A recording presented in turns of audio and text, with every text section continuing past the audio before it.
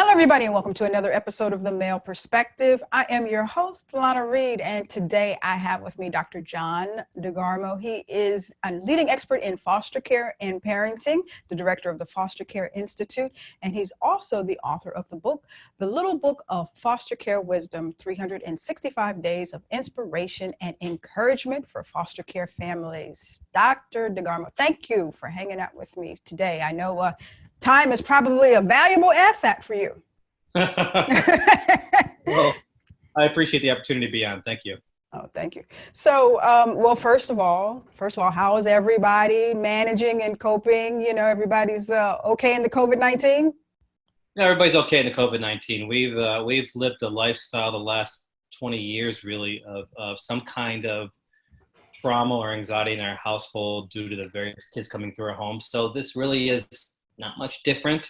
It's just another thing that we roll with. It's just another thing that we adapt to, another challenge that we embrace and grow stronger from. Okay, you and your wife have to be two of the most flexible individuals that are out there. So I commend you for the work that you do. So how did you get into this? Well, I never really thought about being a foster parent. Never really considered it. In fact, I believe the myths and misconceptions that were out there, and I really thought that foster parenting and foster care was something that was crazy. There's truth to that. There is some insanity to it. You've got to be a little bit crazy to be a foster parent. Not a normal lifestyle. Not a normal lifestyle at all. I got into it after our first child died of a condition called anencephaly, or some pronounce it anencephaly. It's a condition where the brain or skull never truly forms. And I'll be perfectly honest, I did not handle it well. I really was filled with anger. I did not grieve properly. In fact, I tried to push my grief away and try to ignore it. Gotcha. This is 25 years ago, and there was the belief that I must be strong. Men do not cry. It's a sign of weakness. So what I did was I immersed myself into work. That was my identity. And while my wife, she did allow herself to grieve properly. She did allow her faith to help her in that aspect. And I just turned all that aside.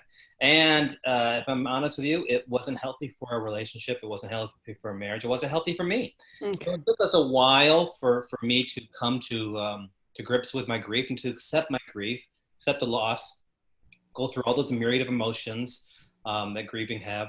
And then years later, I started teaching in a rural school in America. We were living in Australia previously, where my wife. Okay.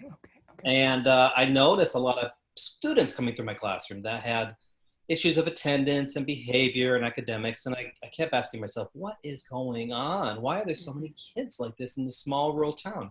And then I met a lot of their parents, and I recognized the generational poverty, the generational apathy that was going through. I thought, what starts in the home? I lost my first child. I have 3 healthy ones at this point. How can I help even more? What can my wife and I do to help these children who are suffering in some way? And that led to 60 plus kids to our home. That led to adoption of 3 of them. That led to the doctorate, the books, the speaking around the world. And I've really devoted my life to all things helping children who are suffering, whether it's through foster care, whether it's an adoption, whether it's human trafficking, child abuse, whatever it might be. That's beautiful. I always say that, children never ask to be brought into this world. And sometimes we as adults bring them into some of the most distressful situations. So when somebody steps in and tries to give them a step up, it's a beautiful thing. Not only do they not ask to be brought into this world, they also don't ask who their parents are. Mm-hmm. And there are so many people in today's society, today's world, that simply do not have the skills, do not have the heart, and do not really have the right to be a parent, sadly. True that. It is a very long haul job with a lot of fortitude, and a lot of people are just not cut for that, not built for that. And a lot of people go into parenting with a lot of misbeliefs and a lot of different angles or reasons for wanting to be a parent. So, it's sometimes it's not the best of scenarios. I wanted to ask you, because you mentioned that you guys were in Australia when you did your first, or when you started to navigate towards adoption. And this is something I've always been curious about, not the fact that you were in Australia, but what I've noticed over the years is people in America tend to adopt or like to adopt outside of America when we have a lot of needing children here who need loving homes. Why do people tend to go outside of the United States to adopt? That's the belief. That's the belief system. The belief is you have to go to outside the country to adopt. So we hear stories after stories after stories of people going to China, to Russia, to Romania, to Africa to adopt children. When in fact there's a mission field right here, if you will, in our own nation, in our own community, in our own neighborhoods, for so many children who are up for adoption.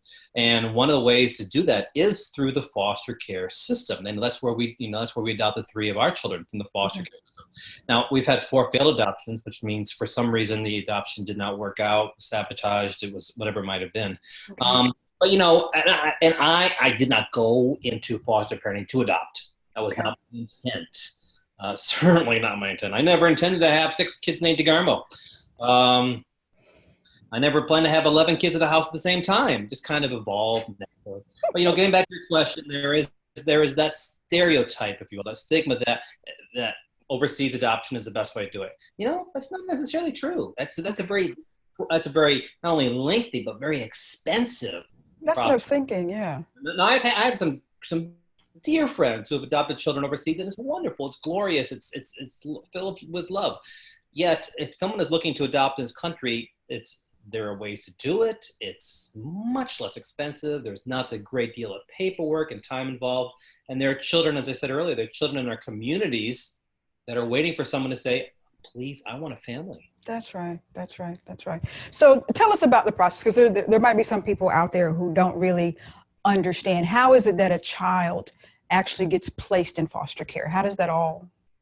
Well, they're placed in foster care for a number of reasons. Perhaps it's abuse. 5 million children in the United States alone witness or experience domestic violence in their own home. Okay. It might be because of neglect. It might be because of abandonment. I recently had 3 teenagers who were high school students, seniors in high school, all 3 homeless. We needed to give them a place to stay to finish up last year. So it might be abuse, neglect, abandonment, maybe a death of a family. There are a number of reasons why they might come into foster care. But once a child is in foster care, there's a certain amount of time, and it's different from each state to each state. For some states, it might be 6 months. For some states, it might be 12 months or longer. There's a length of time where the birth parents or biological family members work on a plan, so to speak, a case plan. Okay. To go back towards reunification. It's reunifying the birth parent and the child. And the birth parents have to take certain type of parenting classes, home inspections, drug testing, stability, that kind of thing. And if for some reason the birth parents are unable to meet that plan, then there's known as termination of parental rights, TPR. When that happens, when a parental rights is terminated and a child is no longer legally bound to that parental figure, then there is a search, whether it's in the community, the state, or the nation. There's a search for birth family members. It may be an aunt, uncle, grandparent, cousin, older sibling, whatever it might be, who is willing to adopt that child. Okay. If that doesn't happen, most likely the foster parents who've been caring for that child have the ability and that right to adopt that child. And that's how it happened for us. Okay. Awesome information. Now, also when you hear stories about the foster care system, one of the things that I'm hearing a lot of times from these kids is some of them spend a large chunk of their youth being passed from foster household to the next foster household to the next foster household. And why is it that when you reach the first one, you don't just stay there? Why do you get passed around? What you're referring to is known as multiple displacement. And each time a child is displaced from one home to the next home to the next home, there's further issues of attachment, further issues of anxiety, further issues of trust. It's really hard, and I hate to see that. But there may be a number of reasons. Perhaps the foster family has become ill and they can no longer become a foster parent. Maybe they're moving out of the state. Maybe they're tired and exhausted, they can no longer do it. Perhaps there might be a separation, maybe a marriage should dissolve. Maybe the child, maybe it's not a good fit. There are 500,000 kids in the foster care system on average in the United States. I am not the perfect fit for every single child out there. So when I get that phone call am I asked to have a child placed in my home, I have to ask myself a few questions. Is this the right placement for this child? Is my family the right fit for this child? Can I provide the resources this child needs?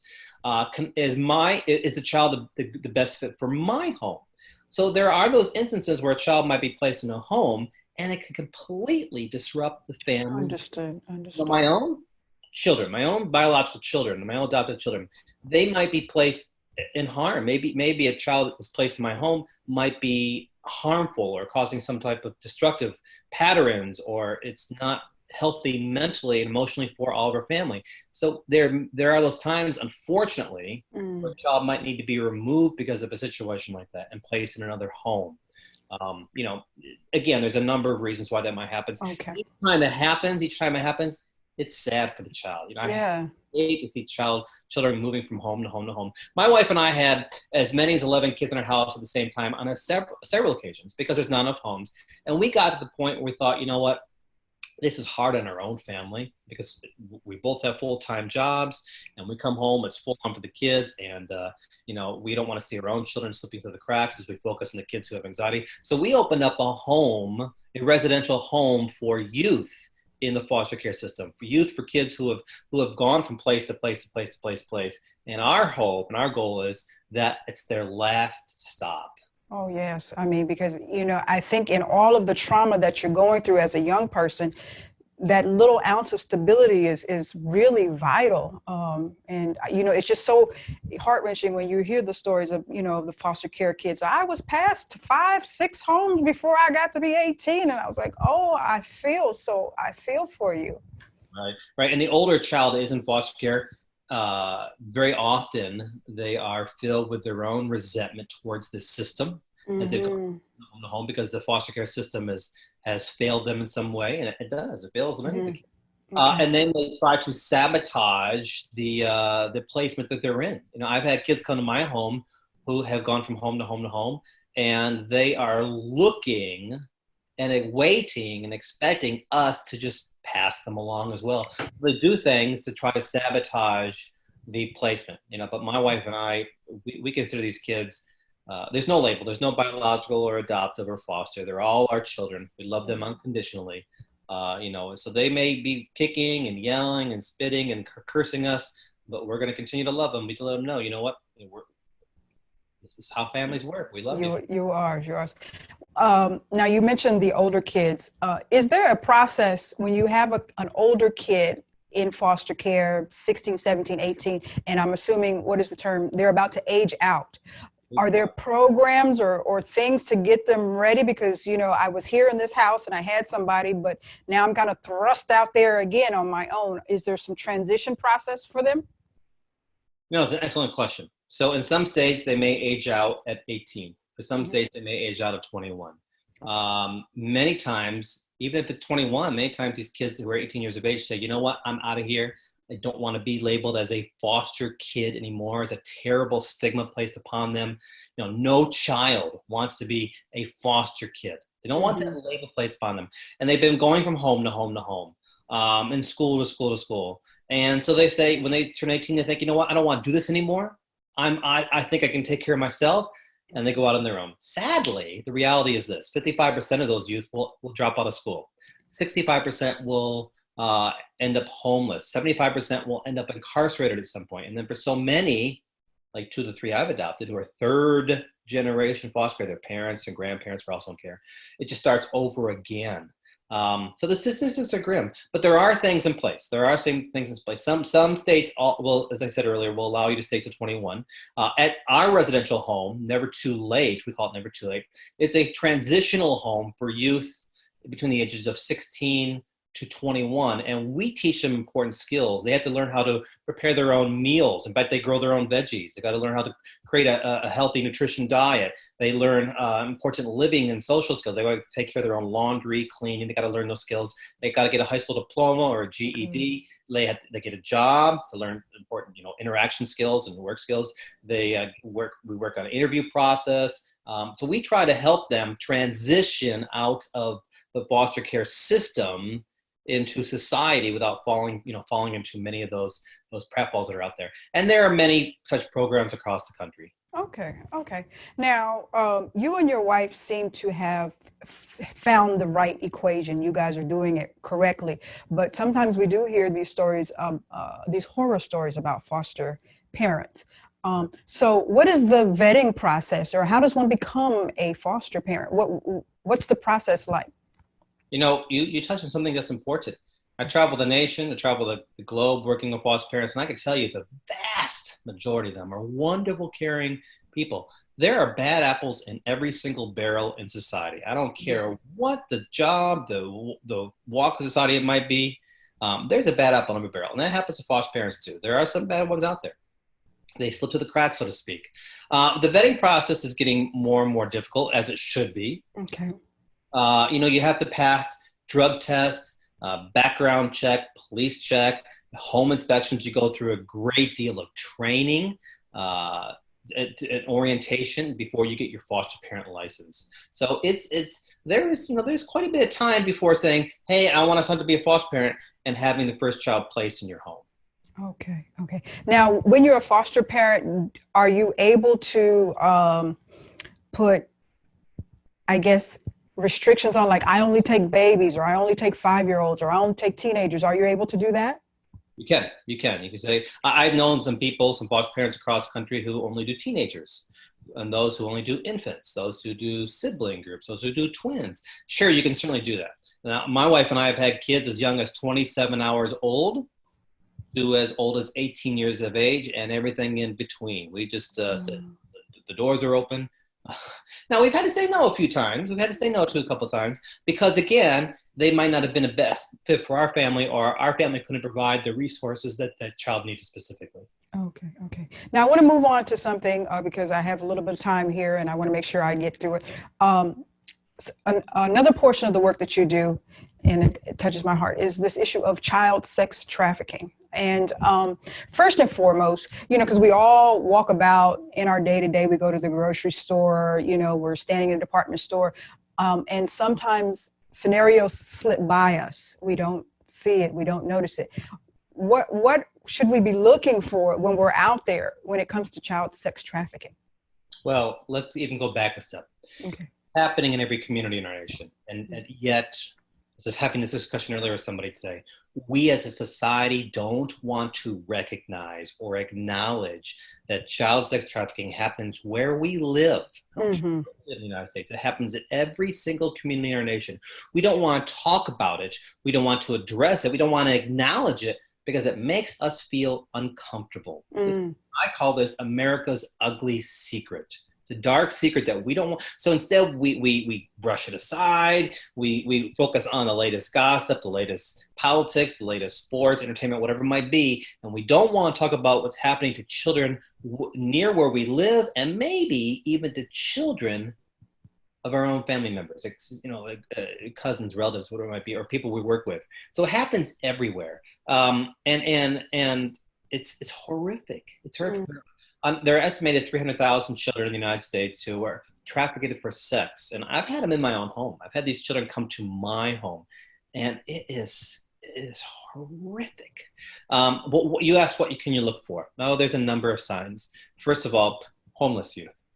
I'm going to rewind that there. Right now, during COVID-19, child predators are targeting. They're using COVID-19 to target even more kids because they targeted the most vulnerable children.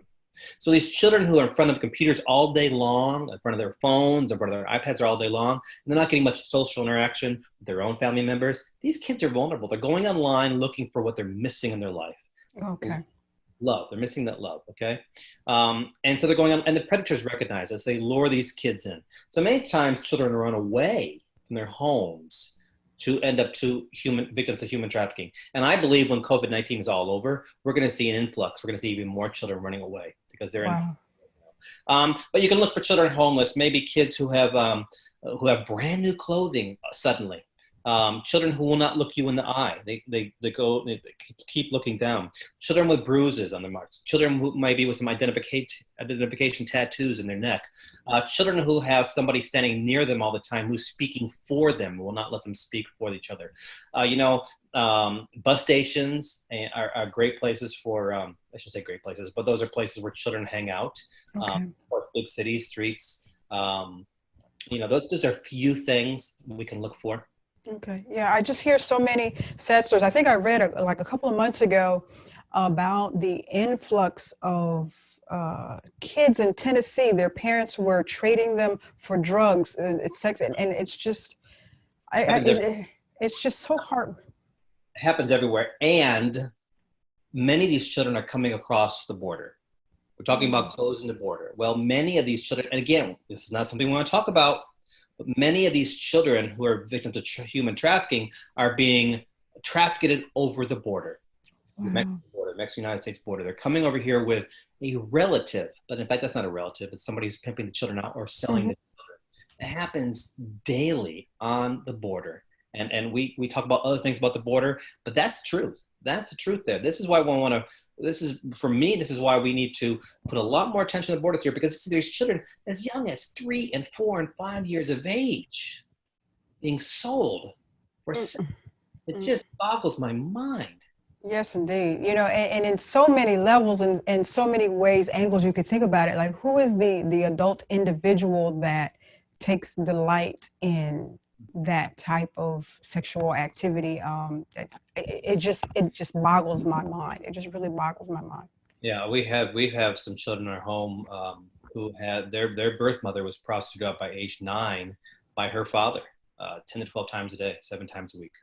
So again, it's something we don't want to talk about, acknowledge. And as you and I talk, and as people listen to us, right this very moment, there's a child out there right now saying, "Someone please help me. Someone please help me."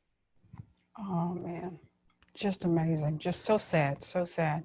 So let me tie in, because I'm always concerned, I'm like the overprotective hen out in public. I'm watching, but then you don't know like where to get involved and where not to get involved. So let me kind of tie in the child sex trafficking and the foster care adoption, if I could say, because I'm pretty sure over your span of 60 children, you've had the rainbow of children, right? Yeah. So let's say you and the family are out at the mall. And here's Lana, she's sitting in the food court eating her little ice cream thing. And she sees Dr. DeGarmo with his rainbow collection of children. And one is just not happy. One is just, So I don't know the situation. And I'm like, excuse me, white guy with the black kid. I don't know. Maybe should I call? Should I not call? I mean, where is it that you're too overprotective as a bystander or not? How do you get involved as a bystander when it comes to possible child welfare issues? Well, you need to be an advocate. We all need to be an advocate in some way. I always say that not everybody can be a foster parent, but everybody can help a child in crisis in some fashion, whether helping them before they age out or after they age out, whether helping them in regards to human trafficking or children who are in a foster care system, whatever it might be. We can all help in some way. So if we have a suspicion that child is being abused, this is earlier, 5 million children experience domestic violence in their own home. If we have a suspicion child's being abused, domestic violence, human trafficking, we need to report it. Okay. We just need to pick up the phone and call and report it. And if you're wrong, you're wrong. But if you're right, that's all the difference in the world. Yeah, because we are, as society, we've become so, I don't want to get involved. I don't know, but you could be sitting at McDonald's, eating your Happy Meal, and it's happening right there in front of you. And we need to be a little bit more proactive and more involved. So you mentioned earlier the Foster Care Institute. Is that the program, the house that you and your wife have established? No, we call that home Never Too Late, because we Never Too Late. We believe it's never too late to help a child in some way. The Foster Care Institute is, I'm the founder and director of the Foster Care Institute. And at the Foster Care Institute, we work with foster care agencies, child welfare programs, human trafficking programs from across the country and across the United States, across the nation, I should say, in a number of things. We train, we offer support, we provide resources, online webinars, all of that. Okay. So how many more foster care homes do you feel we need to service what we have out there that we're dealing with? Because you said, what, 500,000 foster care? No, roughly. Yeah. And during COVID-19, while the reports of child abuse are down, the truth is that's actually the opposite. More children are being exposed right now to domestic violence and abuse in their homes. And people say to me, Dr. John, but the reports are down. Yeah, they're down. Of course they're down. I'll tell you why they're down. Because children are not going to school. Children are not seeing their teachers, their coaches, their school counselors, their administrators. Teachers are not seeing, the students are not seeing those mandated reporters who will bring that abuse to light. So instead, they're stuck at home. And for those parents right now who are filled with a lot of anxiety, where's my next meal coming from? Am I going to keep my job? All those concerns. For some of them, they're going to take it out on their own children. And then we have those 5 million children who experience it anyways. So we're going to see an even more need, an increased need for foster parents when this is all behind us. Beforehand, before COVID-19, we needed more foster parents. More kids were flooding into foster care due to the opiate epidemic. What happens to these kids when their parents are incarcerated for opiates? What happens to these kids when their parents are hospitalized for opiates? What happens to these kids, their parents die from opiates? They're flooding into a foster care system that can't handle it, can't address it because there's not enough foster homes. That's why the DeGarmos had up to 11 kids in their house several times. Not enough homes. So there's such a need for foster parents. Absolutely. Okay. So hopefully people listening, will find it in their heart to open their home. I mean, because I understand it has to be a mental, psychological struggle to bring kids into your home, and you really don't know the background or, some of the dysfunction that's coming into your home. And so it just requires a lot of love, and it takes a special family like you guys. Some people don't really have that to give. Well, I'll tell you, it's been the most rewarding thing I've done by far. Hardest? Yeah. A lot of emotion. Because, when these children leave my home, people say to me, Dr. John, I can't do what you do. It'd be too hard to get the kids up. Yeah, it is. It is. It's how it should be, though.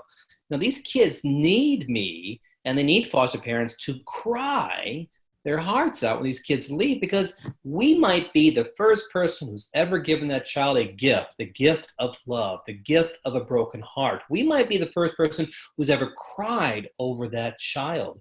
So that's a wonderful gift, and it's been so rewarding to me. And every child that's come through my home has made me a better person in some way. Awesome. Now, I heard you mention earlier that you had a family, or you had an interaction with a 3-generation foster care family.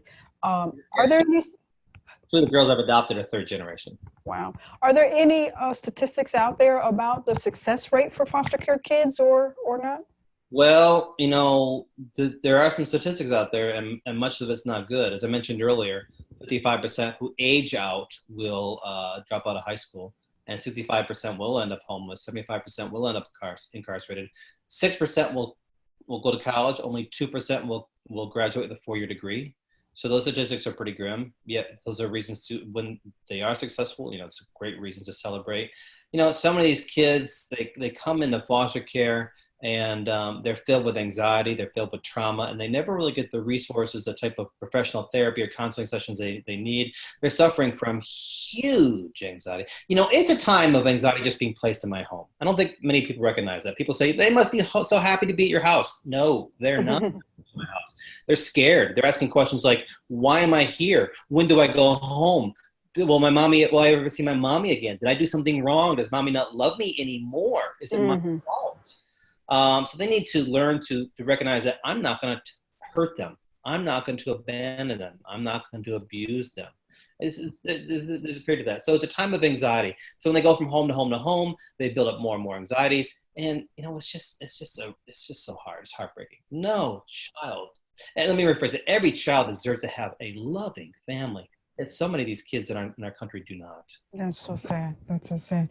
So for the people out there that are listening and saying, I might not have it in me to be a foster parent, but I still want to help. Are there ways to assist foster kids without necessarily being a foster parent? There's so many ways. Thanks for asking. So many ways. You can be a mentor to these kids. You can be a tutor to these kids. You can provide school supplies for these children. You can provide. You could buy. You could provide backpacks filled with hygiene items. A lot of times, these kids are placed into a home with just the clothes in their back, and that's it. Nothing else. So you can provide backpack filled with hygiene items, school supplies for the new school year. You could contact your local foster parent agency or child welfare agency and say, hey, I want to adopt a child at Christmas time and purchase birthday gifts or Christmas gifts for these kids. You can set up a clothes closet for these kids. I really believe that for the faith-based people of our nation, whatever faith it might be, this is our next mission field for people of faith. We don't have to go to Nicaragua or Mexico or Honduras for mission fields. I've done that. It's wonderful, life-changing. But people of faith are right now recognizing that, there's a mission field in their own neighborhoods, in their own communities. So many faith people are opening up their own foster care outreach program, if you will. So there's so many ways we can help kids in foster care without being a foster parent ourselves. Okay, awesome. So before I do my random question, because we did talk about COVID-19, so any suggestions as we start to reopen and go back outside after COVID-19, what should we be looking for so we can help these kids out there? Well, as I mentioned earlier, we're going to see more kids running away to human trafficking, so we can be on lookout for that. Homeless kids, be on lookout for homeless children, be on lookout for the rise of child abuse. Okay. And as I mentioned earlier, if you suspect something, you've got to report it for the sake of that child, because you might be the only person who suspects something and reports it. And if you don't report it, if you fail to report it and you're right, the child is still suffering. Mm-hmm. Yes, and a lot of times I've seen kids who are growing up in dysfunctional homes and they don't realize it's dysfunctional, so they don't understand. They don't know how to speak up for themselves because they don't feel like anything is wrong. Right. And I've had many kids come to my home. In fact, it's quite normal for them to come home to our house. They don't want to be at our house. Our house, we can provide stability, structure, unconditional love, but at the end of the day, that's not their norm. Mm-hmm. Their norm might be that abuse. Their norm might be that neglect. That's their norm for them. So it's hard for them to adjust. Right. Okay. Awesome. Well, a lot of valuable information. I hope it touches the hearts of people that are watching this. I want to do my random question, and I want you to tell everybody how they can get in touch with you for more information. So let me do the random question here. Let's see what we got. It's random, doctor. I'm a little scared now. When you were a kid, what did you want to be when you grew up? Professional wrestler. So you and the foster kids, y'all have wrestling in the WWE wrestling in the living room? Well, I followed that dream for a while. I did work in the field of professional wrestling for about 4 years. Traveled the southern part of the United States in the professional wrestling circuit. Not many people know that, but it's something I did. And my wife told me, we moved back to America from Australia, and my wife said, you've got to get this out of your system before you have a midlife crisis. So she allowed me to chase that dream. Oh, and that's great. Yeah. It's always nice to hear the other side of people. That's great. So, Dr. DeGarmo, please tell people how they get in touch with you and learn more information about foster care, child sex trafficking, and just everything that you do. Yeah, I will be happy to, as long as they don't look up my professional wrestling pictures online. That's fine. You just go online, search the Foster Care Institute.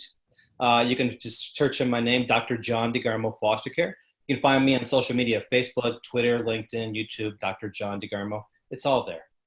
And the Foster Care Institute has a lot of resources for all parents who are suffering with children who have eating disorders or sleeping disorders, anger management issues, all there for them. You don't have to be a foster parent to have a child in your home who is giving you a little bit of struggle, a challenge. Yes, like I was telling you before we went on air, those teenage years for me, and I'm pretty sure for a lot of parents were like, so it's good to know that there's some resources out there for us to follow up through and get some help through that. So I thank you for hanging out with me and making time for me. I know time is very valuable for you, so I appreciate you today. Thank you so much for the opportunity. All right. That is all for this week's episode of The Male Perspective. I am your host, Lana Reid, and I will see everybody next time.